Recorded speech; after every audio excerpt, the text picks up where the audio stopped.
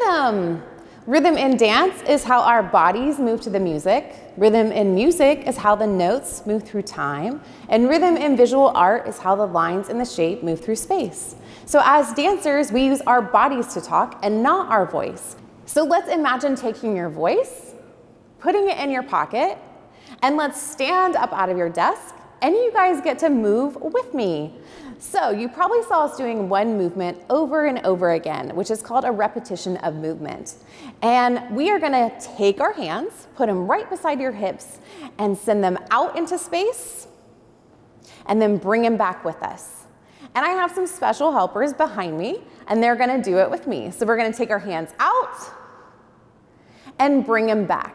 Now, if you can imagine, we do a lot of movement and it deals with energy. So we're gonna send our energy out and bring it back. Send it out and back. And that rhythm that Mr. Steve's giving us on the drums matches us, and it's kind of like a game. So the faster that he goes, the faster we go. Awesome, you guys are dancing. And if you want to get super fancy, you can do what we were doing in the dance and add a leg. So out and in, out and in. Great job. Now the next part is really fun. And if you want to do any sort of freestyle dance, just like you would dance in your room or at home, that's what happens. So when you hear the rhythm change, you guys get to bust out your favorite moves. All right, are you ready? Get set and listen. And go. Anything you want.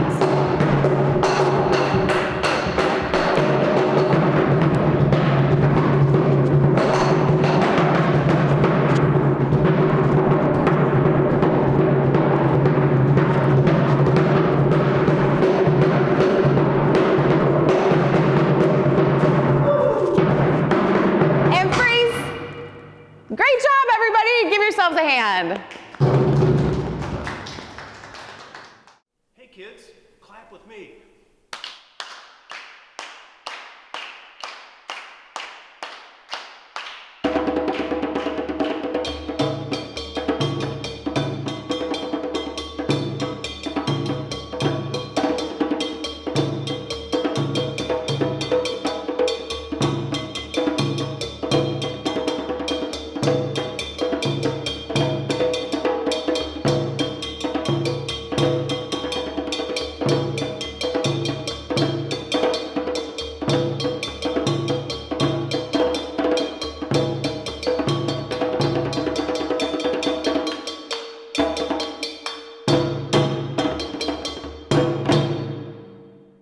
I thought you might like to take a look at some of the drums that I'm playing, find out the names and what they look like. So this drum is called Kaponglongo. This came from Ghana, West Africa. You can see it kind of looks like a conga drum from Latin America. The head on this drum is made of antelope. And I think it's unusual the way the stakes and nylon rope hold the head in place. And so I tune it by striking the stakes to tighten or loosen the head. I'm also, it is hollow. You can see the carvings all have meanings on the shell. And I'm also playing a bell called a gongokwi. It's a double bell that tends to be like the leader of all the drumming ensembles. So it's just a cowbell. We all need more cowbell in life, I think. So the dance we were doing is called Gota, and you may have heard I used a couple of signals to start the dance and to change the pace of the dance. The first signal I played was 6 notes, that's all it is, 6 notes. 1, 2, 3, 4, 5, 6, start.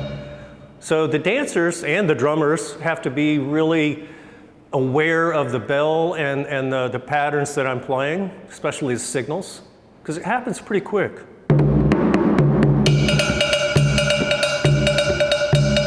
And then I sang a little song.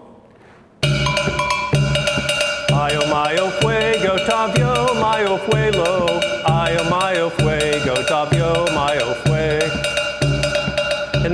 another signal in which the dancers then got to do freestyle, improvise, and then I gave another signal to stop the dance. And that is also the beginning, the start signal. So the start signal is also a stop signal. So only 2 signals in that dance. So Kapong Longo and Gongo Kui. So I'm sure you'd like to find out something about this instrument. This is the jeel. The jeel is a xylophone. It's also made of the same wood as the Kapong Longo, the Winnebois wood. And you can see nylon rope holding the bars together. The frame is quite clever because there are no nails, screws, staples, or glue holding this together. Mostly it's sinew, which is made from the hide of probably antelopes, I'm guessing. We can see that underneath the bars are these orange things. I wonder if you know what those would be. Perhaps you can tell your teacher what you think. These are actually gourds. They're there to act as resonators for the notes, so they give the tone just a little bit more volume. And one interesting thing about the jeel, which is unique to this instrument, are those white patches that are on the gourds. There are holes drilled into the gourd, and then nests of spiders are glued to the gourd. And why would you put spider's nests on an instrument, pray tell? Well, it actually gives you a little bit extra tone, a little sizzle to the sound of the instrument. Let me show you what I mean by that. Can you hear the sizzle? It's just a little after effect on the notes.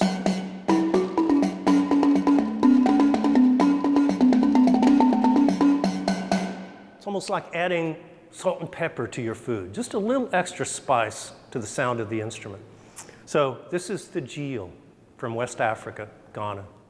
Here in this work by Barbara Takanaga, the artist uses line, shape, and color to draw our eye to the center of her work, titled White Trail. One of the principles of design, rhythm, refers to the regular repetition of one of the elements of art, line, shape, color, texture, to produce the look and feel of movement. Artists achieve this through the careful placement of repeated components, which invite the viewer's eye to jump rapidly or glide smoothly from one to the next.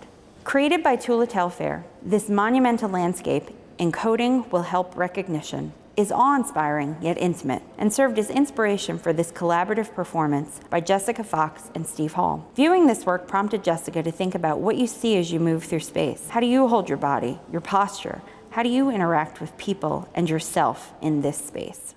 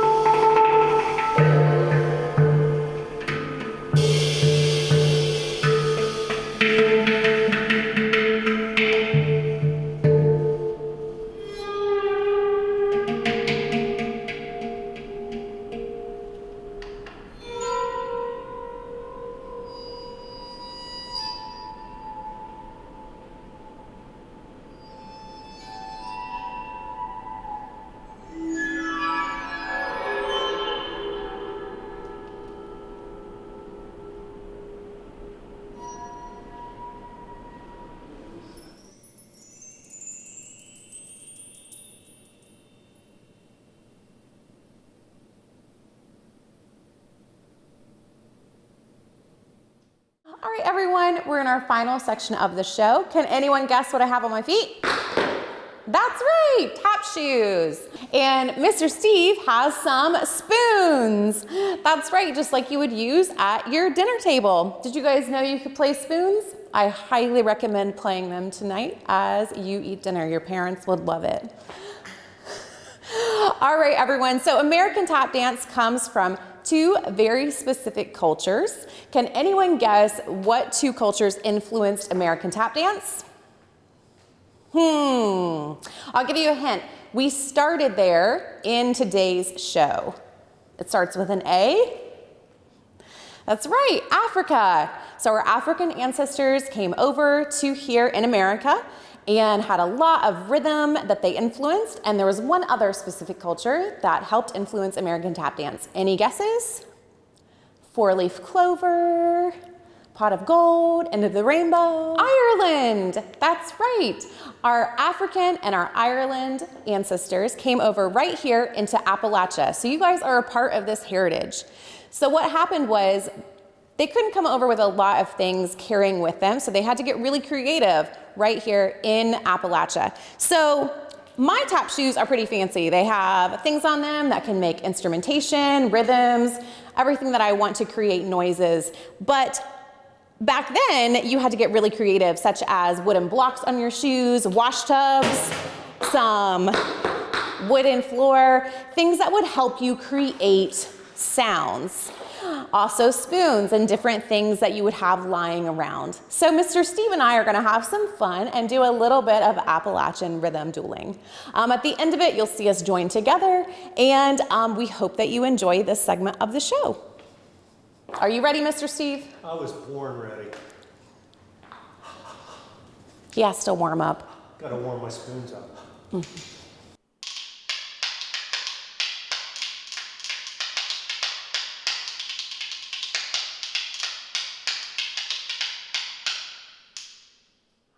Pretty good. All right.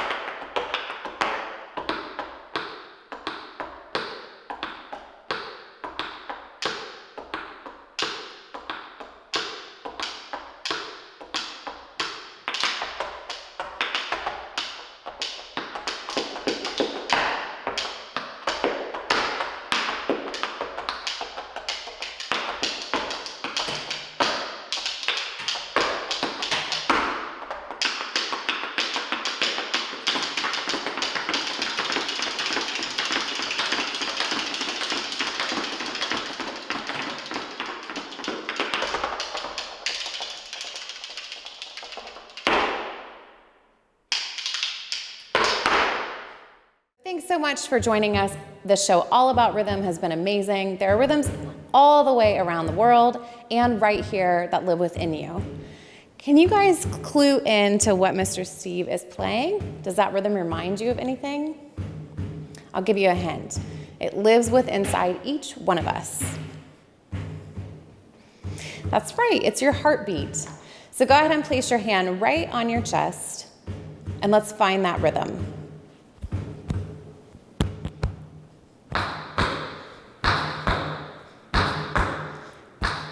Awesome, you guys. Please remember that your own rhythm is unique to the world. It's very important to both you and the universe to pay attention to it, to honor it, and to remember to honor each other's rhythms. Thank you so much for joining us today. We hope you have an amazing rest of your day. Thank you. Bye.